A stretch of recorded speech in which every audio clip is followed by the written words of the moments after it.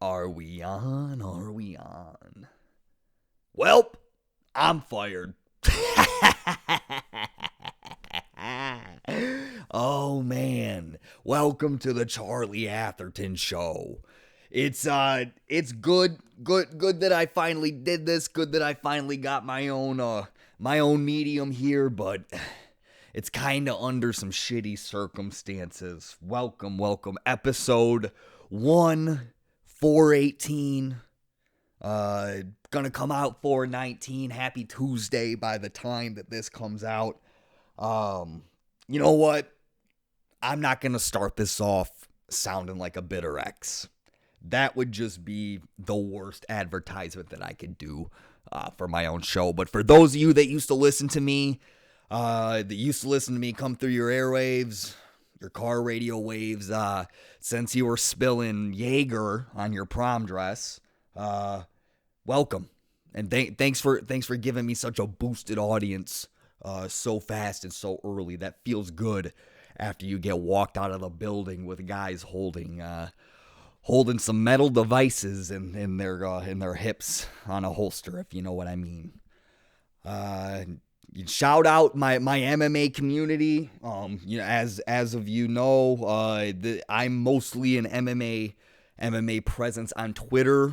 I'm a fat guy most of the time, most of the week, but the other time of the week, I'm pouncing around on MMA Twitter. So shout out the Hog, the Hog's confidence, and the Hog's perspective kind of gave me the juices and revved me up to do something like this. You know, I've been listening to the principal, basically a middle school principal, for the last 18 years of my life. And now I'm the fucking principal. I'm the goddamn president at this point. So, you know, shout out to there isn't a more supportive community out there than MMA Twitter. Bunch of goofballs. Bunch of people that shouldn't have wives, jobs, basically allowed to go to the grocery store. But they're the nicest guys ever out there. It's brotherly. It's a sleepover at every time. Not to get all hanky-panky with you, but MMA Twitter's one big sleepover. Okay. Shout out, just been a lot of good vibes, as the kids say, coming from MMA Twitter. You know, we might make fun of guys that could beat our ass every week, but we do that because we're absolutely deplorable people. And when a bunch of deplorable people get together, absolutely irredeemable souls, the green shit that's at the bottom of boats, when we band together, we turn into algae, baby. We turn into a big entity that could swallow a fish. So thank you to you guys. See, the boss never let me go like this. He didn't know what he was missing. Fights this weekend sucked. I think that's fair to say. Everybody thought, they were saying, these are always bangers. There's always some slept on bangers. Very sad that I didn't get to see Andre Feely. Honestly, I was being a good person and putting my dick, my weed pipe, and my foul mouth down for the weekend and watching some TV with the family, reconnecting with God, touching some grass, as the kids have also said. Okay, I'm picking it up. If you're gonna have a podcast, you gotta be hanging with the kids. But we had the likes of Andre Feely, William Knight. I feel like that guy's on every card. He's just one of those ones you see the name and, you can look at your girl and your buddy and his girl that you force with a gun to their head, basically, to watch two dudes, roll all over each other and beat each other up, and you swear it's badass and there's a nuance to it, but they keep giving you raised eyebrows and side eyes the whole time, and definitely no nookie after a fight night. I'm sure if you're getting nookie on fucking fight night, dude, you're on God mode. Pass me the fucking secret sauce, my guy. Anyways, I got the list in front of me, and I'm still bombing on the names here. Like I said, I didn't watch it. I wish I did. It could have cleansed my fight palate for the weekend. PFL was as stinky as it gets. I can't believe I even tuned in for the main event. And honestly, that's all they got. That's all. Not PFL. Jesus. You know what? I'm gonna scratch the roast because I'm not gonna roast somebody whose name that I'm gonna mess up on my own. That's just bad class, as a lot of them say. Come on, Charlie, stick to the script, you idiot. See, you know what? Maybe the boss was right. Maybe I am a fucking jagaloon, dude. But fights this weekend weren't the craziest. You know, I respect it. I'll take it. If fights are gonna be every weekend, I'll take a couple of snoozies. Higher level fights next weekend. You know, let's see. We got the 23rd here. Amanda Lemos, Jessica Andrade. Oh, man. See, this is why you have a producer, too. Carolyn, I'm missing you right about now. I'm missing you. I'd be looking through the booth, and you'd be shaking your head and thinking, I can't believe I spend more time with this guy than my husband. But thank you. Thank you for all the years. And thanks for listening now. Clay Guda on a co-main, that's high praise. Romanov, you get to see. He reminded me of that dude that makes me look small. It was Ben Rothwell, the big polar bear motherfucker. There's just a build of hairy-bellied white guys like that are way too big to be. It should be illegal how big they are. They should be second-class citizens on the pure factor of danger. Those guys are why guns were invented. Fighting Tanner Boser, he's fought. I mean, with that many fights, that's gonna be a good one. Heavily disrespected in Vegas. Charles Jourdain, I think that's how you say his name. Good looking kid. And he's bouncy as all get out. I love the acrobatics. I wish you kind of get those. Izzy is the exception a little bit around 185. But you know, there's a couple of guys where they're long and they're bouncy between the 155 to 75. There's some 205 guys that just defy gravity, but 155 to 185, I'll be generous, that can just bounce.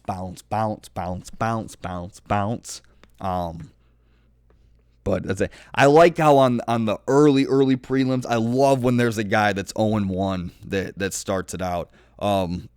Mike Jackson, I got no notes on this guy. I'm not disrespecting him either. I'd love to see him win. After I'm highlighting the guy here, but I love when it's like, what did you see? You know, what guy pulled Dana aside and was like, this dude needs to be on the card. Fighting Dean Barron. I love these Irish guys. The sniper, they say. They're just throwing hands in Ireland. No rolling. But also watched the NBA a lot lately. Ask me any other year I watched this much NBA, and I'd fucking lie to your face. You know, I would back when I worked in radio, you know, still a fresh wound, but I guess I gotta get comfortable saying that now. Back when I was working radio, I'd get a white piece of paper and it'd be, you know, what are we gonna talk about today? Michael Jackson's nose falling off, Britney Spears, and her milkshakes. I might be dating myself right there. But if I saw anything NBA related, even if it was a windmill dunk, even if it was somebody jimming and jabbing, step backing and stabbing and hitting wild shots, it just ain't. It wasn't my cup of tea. But lately, how fast the game is, how how fast the pizzazz is, the social media, the shit talking, it's gotten so much better, and it straddles the line of WWE in the sense of not in the fugaziness, but you can see these guys. These guys can brand themselves. There is just such a high level of agency and curation of stars now that they're practically actors. And I know a lot of athletes. I grew up with a couple athletes, couple names that would make your ears ring. And all of them I knew, it was like you were walking around fucking Brad Pitt, bro.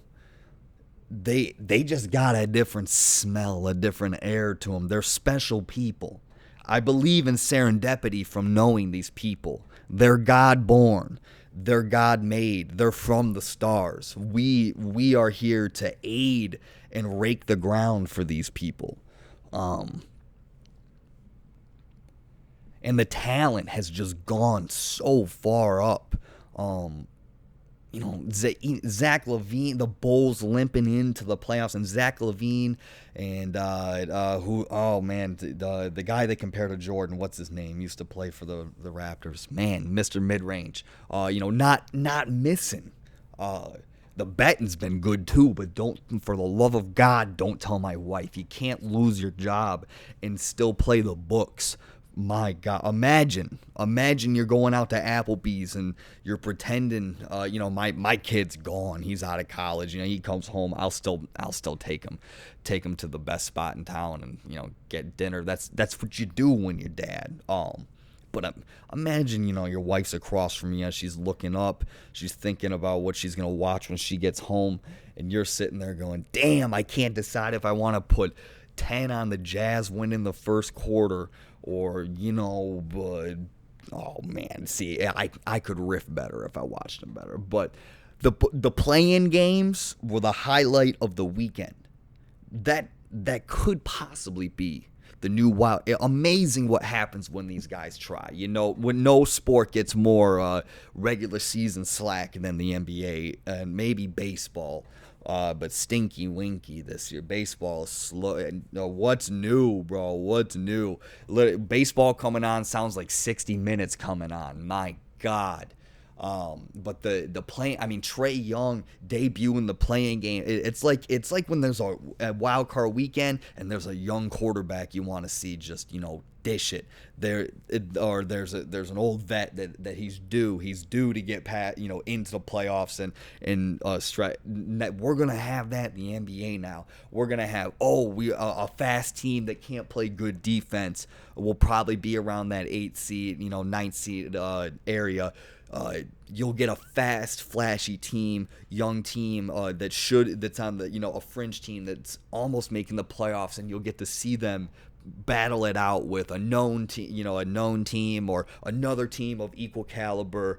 Whatever the guys were smoking when they got together on the whiteboard for that, it's writing itself right now, just with the sheer number of talented individuals in the NBA. There's a lot of shitty teams in the NBA, but the players aren't bad, if that makes any sense. There can be teams that just do not generate production, do not get the ball to the right places, cannot match up with certain people. But man, oh man, is there people there are players that can just flash. Like, there can be a rookie, left tackle that's just a stud, generational lineman, can come in, and you can appreciate, good blocking. You can appreciate him blowing up other players on the defensive line. But when you got new guys that come in, that they were the best people in the NCAA tournament, they were buried in a conference and shining out on a college team. These guys are just coming up polished. Everybody can dunk, everybody can shoot, everybody's long, everybody's dexterity is go to a game and the speed. If you couldn't run a drill as fast as them. You couldn't run a drill at your fullest and 110% speed. But I think the Hawks, they were getting some heat. I thought Trae Young was gonna continue the hotness, but they got wiped a little bit by the Heat. The Bucks looking so we're looking at a potential dynasty there. I wonder if if they lose somebody or if they don't necessarily show out this year in the playoffs. I wonder if they'll go after somebody. But if Giannis can just get complimented, there's no beating that team. The location in the East, and they'll run the East for years and years to come until he's got a long beard like Kareem in Winning Time, which I can't wait to get to. I haven't watched a television series in so long, and I was shitting on it at first, and I feel like I'm the only one watching it. But gentlemen of my era, you could even grab your sons and tell them, sit them on the couch and say, this is what it used to be like when Daddy watched basketball. This was the invention of stars and rivalries and ownership of cities in the NBA. For those of you that don't have HBO Max and haven't been watching, it essentially it's made by that guy that made Vice. I can't think of his name. Oh man, 0 for 3 on the names on the podcast. See, you take away my tools, and I'm nothing but a man. May have been something my boss said to me out the door. Just kidding. If he said that, I would have punched him in his fucking nose. I wouldn't be sitting here. I'd be in county.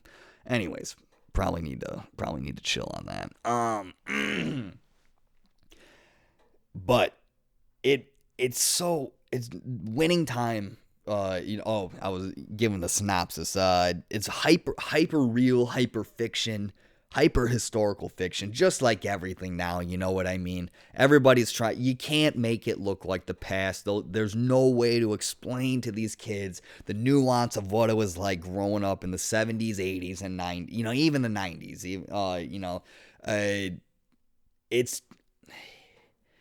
There was a sense of people and other people in this world. Now you don't need other people. What are you listening to me on? You got everything that you could ever need. Why would you need anybody? This is why I'm digitally transforming myself into airwaves straight into your ears. It's way better than talking. If I tried talking to you this long in person, you'd call your dad and he'd kick my ass.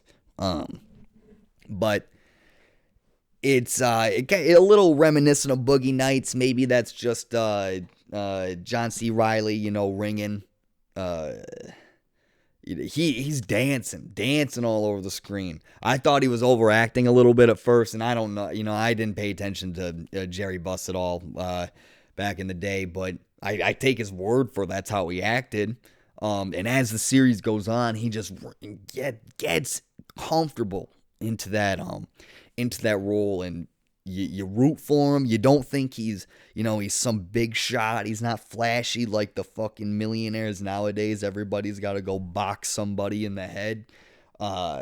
He comes from humble roots, and I think they highlight that a little too much. I'm sure some guy that was digging in the coal mines or digging ditches, whatever he was doing, and then he's all of a sudden owner of the Lakers and a real estate tycoon. That wouldn't keep me humble for long. Maybe Jerry Buss is a better man than me, but I wouldn't be as humble, I guess you would say. I'd pretend to be. But God, they couldn't have made a guy look like Magic Johnson more than the kid they got playing him. My God, it's a spitting image. No CGI, nothing. Maybe some prosthetics, maybe some makeup. But Lord, even Kareem, the guy that plays Jerry West, phenomenal. That's my pick for any supporting actor award this year. Is the guy playing Jerry West. Looks just like him. They got the cheekbones and everything. Hi, sweetie. Sorry. I mean, imagine your wife comes in. You got no job. You're betting the books, and you're doing a fucking sports podcast in your basement. No nookie that night either. No nookie, no time maybe. But at first I was like, okay, this is too hyper realistic. Ain't no way that this show happened the way that it did. And then as it goes on, I'm like, you know what? I'm just appreciating the ride. And I haven't done that for the longest time watching a TV show, I've always been like, yeah, there's $100 I could go watch. You miss me for 1 second, I'm changing the channel. They have these kids, they're younger than my kids, and I'm supposed to sit here and believe them and, take their perception and their word for their take on what a fucking movie is now, which they've been doing shittily for the last 8 years. Get out of here. But this time it's just there's money throughout the whole series. Every actor is casted perfect. It reminds me of Boogie Nights in that way. Boogie Nights being my favorite movie of all time. Maybe I'm just having a big Boogie Nights jerky session with this, but it's got nothing to do with the 70s. I hated the 70s. I was pushing a trash can basically until I had gray hair. Okay, so I don't like any era. But they just got it right. It's not that the budget that they have to make things nostalgic now is just out of this world. I appreciate a good practical effect. But yeah, Winning Time. It's about the only thing I'm watching on TV. I think they got they got podcasts and they got shows throughout it. I'm not gonna go advertising somebody else's podcast on here. But I like this show enough I could talk about it the whole time. Let's see where we are on the list here. See where we're getting. Man, fights this week. It's a big stinking pile. Again, no disrespect, but I mean, this is the bad McDonald's. You're the bad Wendy's. You know what I mean? I won't just solo out one restaurant, but this is, you want fast food, but you're going to the one where shit's falling out of the bag. I ain't covering this. I'm sorry, guys. I'm not, it was supposed to be a half MMA podcast. I'm not covering this fucking week. Y'all are better than me. Whoever's got flights out there, whoever's staying out there, whoever's, playing sorry with Dana White for, Wish a fan or whatever, enjoy the weekend. I hope you have a good time down there. I really do. Couple, like I said, Alexander Romanov, protecting that. I love anybody undefeated. That's just free television. Jessica Andrade, I seen her fight too much. Stinky ass fights, too small to put too much of a hurt on anybody. Even if she went out there and broke Amanda Lamos's arm, I wouldn't even cheer. I wouldn't even bat an eye. And that's the last fight of the night. You expect me to ride that into the night and go, all right, you want to go shoot pool, honey, or you want me to go fucking turn sideways and go to sleep? All right. I like a card that makes everybody happy, gives everybody a reason to point at the screen, and give some good insight. I will say you guys on MMA Twitter have been a lot nicer to each other lately. You got, man, if you want to watch a good cat scratch or somebody calling somebody's mama, something that would get you hitched where I'm from, that's the place. But it's not necessarily breaking, but the shit talking is breaking. You got Jake Paul here and Michael Bisping possibly boxing, and I might throw up. I might throw up all over this fucking $2 Rugrats microphone that I'm recording. I'm trying to get across to people on. Man, I'm missing my budget. I don't think. I don't know, man. Who cares? You know what? Who cares? Start a podcast, have a good opinion, and then say, who cares? All right? Sometimes you just gotta say that who's gonna watch that shit. I'll watch it.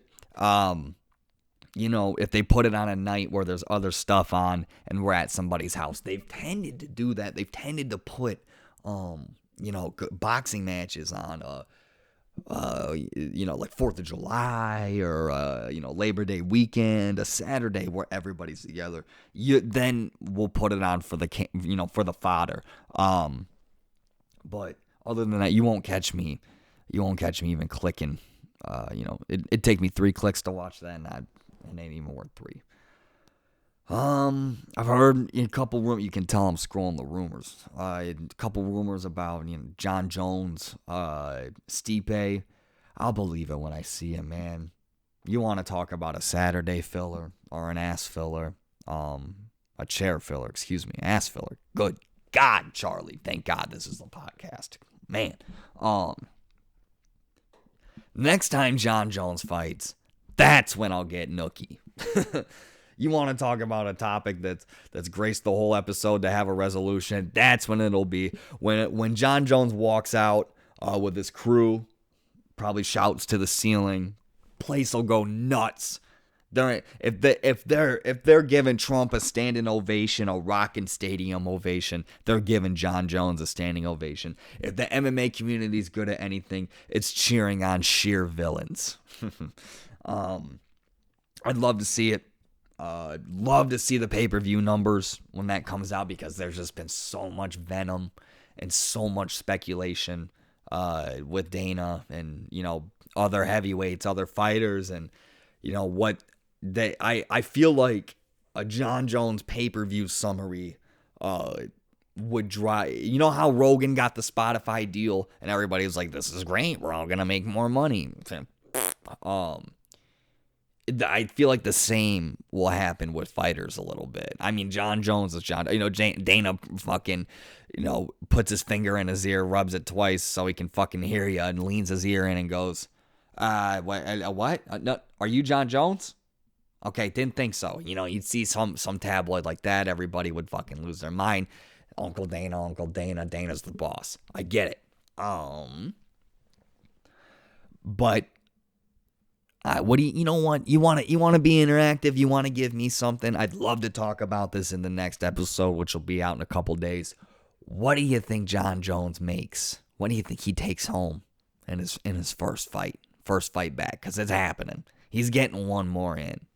He, especially with everything that's gone on in his life lately, he's like Tiger getting back out there after the accident. He needs one. It's Tiger winning the majors. The last time he won it, he needs to go out there and get a finish. And to him, to sociopath fighters like that, just like Conor, just like how if Conor goes out there and starches somebody, I'm back, motherfuckers, I'm back. That was not an Irish accent. That was a different kind of accent. He'll speaking of knowing athletes, if they see one go in, they think they've made every shot in the world. They see one guy go down, they think they beat up every guy that's ever lived. You know what I'm saying? John Jones goes out there, starches somebody, he thinks he's the king of the world again, and I think people will treat him as such. And I'm talking about him right now, and he hasn't fought in 2 or 3 years. They're talking about him coming back. It'll be the biggest pay-per-view and the biggest payout in the last 3 years. Mark my words. Tell me if I'm full of shit. Guys, thanks for listening. This podcast is just another example of beautiful things that comes from terrible shit and terrible people. I'm going to cut myself off now so I don't make a complete embarrassment of myself and end up in an office with Jeffrey Feiger.